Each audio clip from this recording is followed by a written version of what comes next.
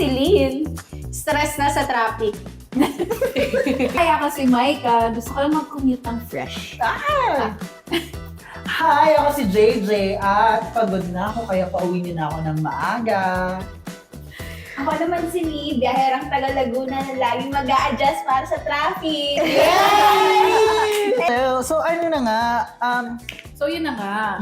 Ang pag-uusapan natin, mga commute experiences and memories. Mga kapate. Core memories.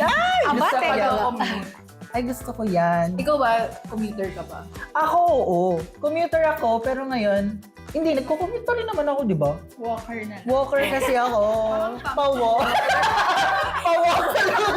Ba't ganun? Ikaw. From Laguna. Ay, paano ka ba pumunta ngayong araw dito? Ano ang mode of transport? Yes. Tricycle, bus, MRT. Ako jeep. Tapos pagpapunta, pagpa-uwi, lakad. Ako, tricycle, bus, tas jeep. Ikaw? Car. Kasali din ko car. Ano to? Public commute to. Ito